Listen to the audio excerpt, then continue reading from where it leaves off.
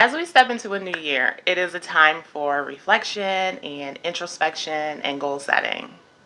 However, let's be real, sticking to these goals and resolutions and intentions or whatever you want to call them, but sticking to these goals can be a little tricky.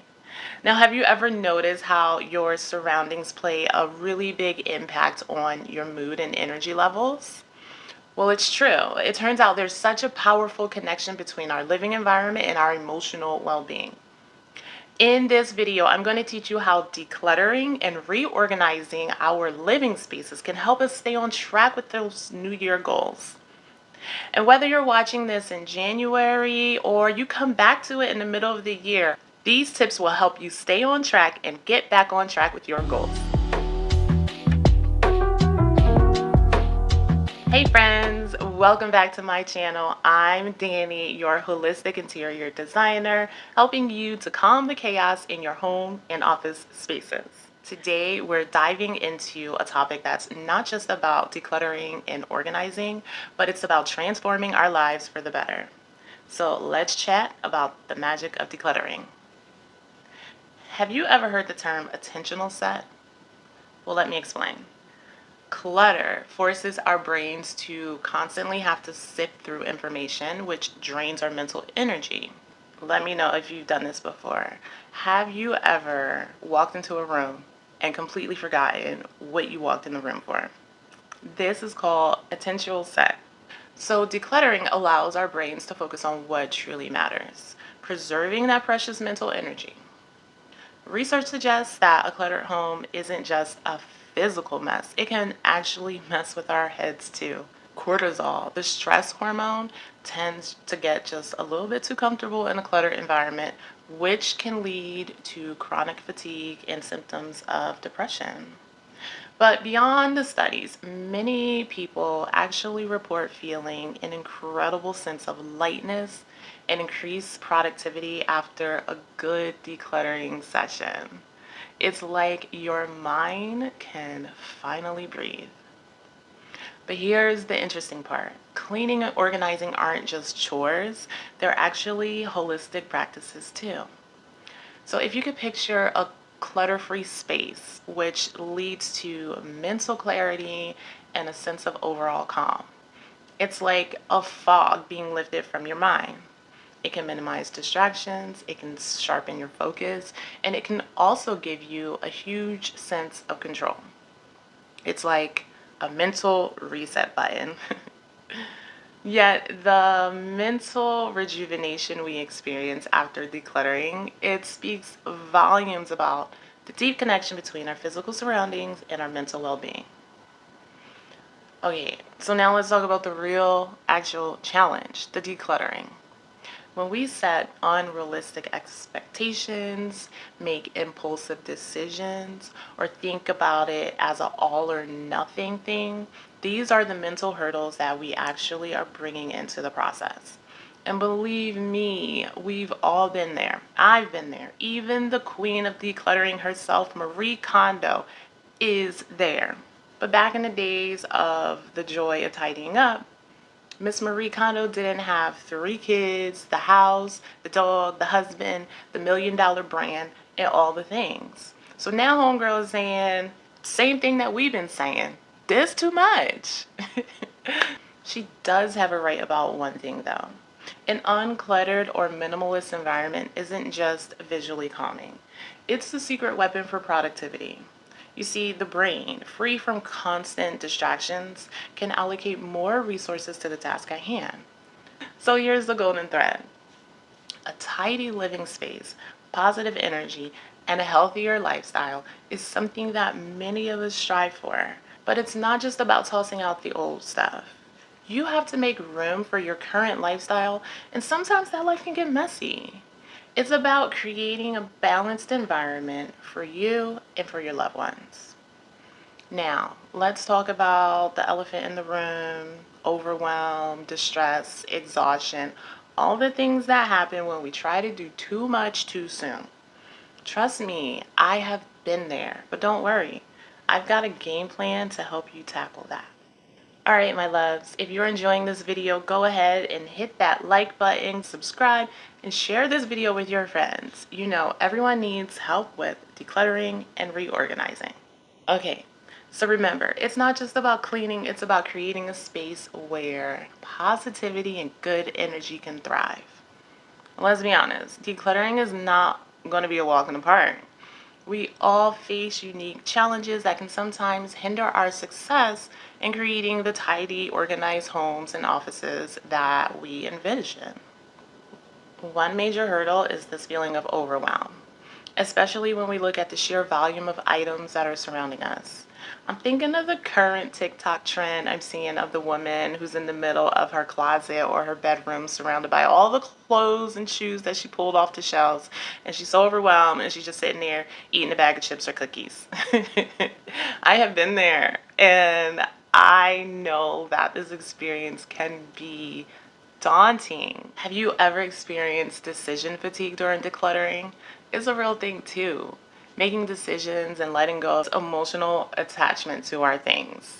This is a challenge I know all too well. Sentimental items often tug at our heartstrings and making it really hard for us to part ways with them. And what about the struggle of getting everyone on board? I mean, coordinating decluttering efforts with family, with these kids, with your partner, with your roommates. This can be like trying to fold a fitted sheet perfectly. Let me share a personal story about how I chose to combat decision fatigue and make the process more manageable for myself. I learned some practical strategies that I want to share with you for dealing with this emotional burnout of decluttering. So back in 2022, when we were just beginning to resurface out of the thick of the pandemic, all that time spent at home trying to entertain a family of four, a cat, a dog, and a lizard, all the things. So needless to say, we accumulated a lot of stuff. So I did what I do best, and I took to research and I started looking for holistic ways of decluttering. So what I found was that clutter is a mindset. And you really have to take a step back and listen to your inner monologue. What are you saying to yourself in that moment that you're trying to avoid that mess? For me, it was, I don't have time for that. I don't have time for that mess. I don't have time to clean up for that. I have too many other things to do. Well, this isn't true. We make time. I respond really well to step-by-step formulas, so I looked for a strategy. I took a journey of my own, which was a 30-day decluttering challenge. This challenge was pretty simple and easy to follow. On day 1, you declutter 1 item. On day 2, you declutter 2 items. On day 10, you declutter 10 items. Easy enough, right? Well, at first it was all good. The process of building up the momentum made it really easy for me to get into the groove. I will say that on those lower numbered days, I was really inspired to donate more than, say, the 3 or 4 items. On those days, I would declutter a category like reusable shopping bags or those like foam bra insert things that I just find all over the house. I felt a real sense of accomplishment as I filled up multiple bags and boxes of items to donate or recycle. My home felt more spacious and open, and it was so much more easier to find the things that I needed. But after about 2 weeks, the challenge started to become, well, challenging. I found myself increasingly exhausted by the constant need to declutter so many items. 15 items on one day, then 16 items on the next day. That's a lot. Ultimately, though, I skipped a few days and caught back up, and eventually I think I made it to day 25 or 26. But what I noticed is that I was beginning to feel guilty for keeping certain items, or even if they brought me joy or sentimental value. One of the categories that had me feeling some kind of way was old greeting cards. I had hundreds of them dating back to my marriage almost 15 years ago, and it was a lot to go through. It took me like 3 whole days to go through each and every one, reading the personal messages, deciding which ones to keep and which ones to let go of. It was such an emotional process. Each card held a memory or a special moment.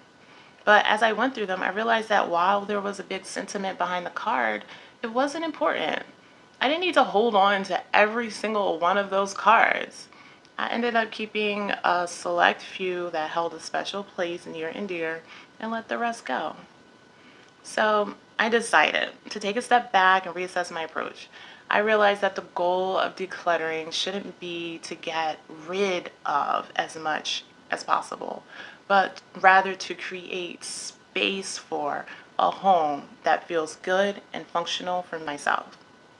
So I've now taken the term getting rid of things completely out of my vocabulary, and I am now making space for new endeavors and new experiences. So, what did I learn from this challenge? Well, first and foremost, decluttering is a process and it's not a one time event. It's important to be realistic about your time and your energy. It's also important to find a balance between getting rid of unnecessary items and keeping those that bring us joy and make our homes feel like our own.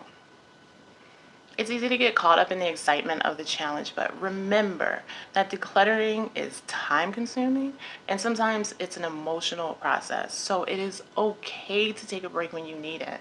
And remind yourself that progress, not perfection, is what matters. Finally, I learned that it's okay to take a step back and reassess, even if it means not completing the challenge. The most important thing was to find a decluttering approach that works for me and to continue to make small changes and improvements over time. It's all about listening to my own needs and feelings rather than following strict rules or guidelines. Decluttering should be a positive and empowering experience, not a source of stress and guilt. So, the 30-day decluttering challenge taught me a lot about myself and my relationship with my things. And while it was beneficial for me in the short term, it ultimately became unsustainable for me because it was hard for me to consistently find 20 items to donate in a day each and every day. It became really, really hard. But that's all good. The most important thing is to find a decluttering approach that works for you and your lifestyle, and don't be so hard on yourself if it doesn't work out perfectly. What I would say about the challenge is that having a routine set and a strategy really did help me to stay on track with my decluttering goals. We don't need to read the latest research on New Year's resolutions to know that most people who make them simply don't keep them. But that offers very little comfort when you are the goal setter starting to lose motivation before the calendar flips to February. We all want to be the very best versions of ourselves. We all want to believe that we have the determination and the willpower to make changes that stick. So, what do you do when you realize you're becoming another sad statistic? Just quit, maybe. So, what if your original resolution feels impossible or makes you miserable? Consider this a permission slip to let that shit go. It doesn't mean that you need to abandon your goals altogether, but with some self examination, some critical thinking, and effort, yes, it's going to take some work. It's entirely possible to harness that wild new year, new me energy and channel it into sustainable practices that enrich, not ruin, your life. As we navigate through these challenges, let's equip ourselves with some practical tips and strategies and identify some root blocks like time, energy, motivation, fear, and discuss effective ways to tackle different areas within our home. First things first, start off small. Ever heard the saying, start small to dream big? Well, just as I started off with decluttering 1 item per day, 2 items per day, 3 items per day, beginning with small, manageable tasks can progress into significant change over time.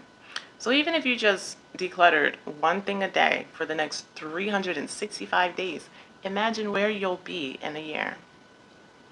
The next thing, set achievable and realistic goals for yourself. So ensure that your journey for decluttering is both rewarding and attainable. Do not set unrealistic goals for yourself. Just like I found that decluttering 25 things or more a day was just exhausting. You may find that there is a fine line between what's attainable and what is not. Establish routines. So creating regular routines is a game changer. So I set a timer in my house that at 3:30 everyone know it's decluttering time. So whether or not they were ready to declutter or not, they knew that this time was seamlessly incorporated into my daily schedule. Next, practice mindful consumption. So it's not just about decluttering in the now, it's also about preventing future clutter. Remember, we are letting go of things to make space for our future. Also, explore the concept of mindful shopping, making intentional and thoughtful purchases so that you can maintain a clear and clutter free space for your future. And lastly, seek support, whether it's friends, family, or professional help.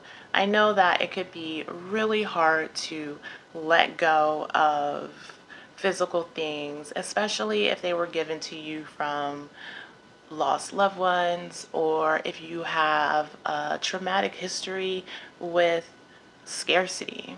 With these issues, it's important to seek support to make the journey a little more enjoyable and less overwhelming for you. Okay, so now that we have our space properly decluttered, let's talk about how you can transform your space and create a home that truly sparks joy and supports your personal goals. Is your space ready for a makeover? If you're struggling with making decisions or just getting bored with those white walls that you're staring at, check out my quiz at bydannysinclair.com/quiz. You'll find out just what type of update you need and some simple strategies to get you started. Okay, so you heard it right.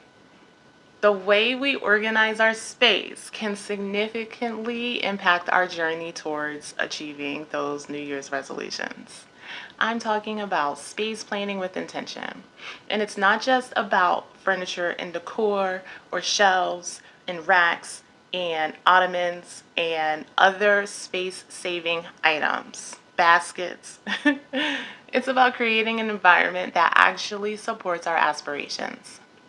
I think many of us have very similar goals for the year. It's fitness, it's wellness, reading more, consuming less, money management, budgeting, finance, whether it's quality time or cooking, your space truly plays an important role in making those goals a reality.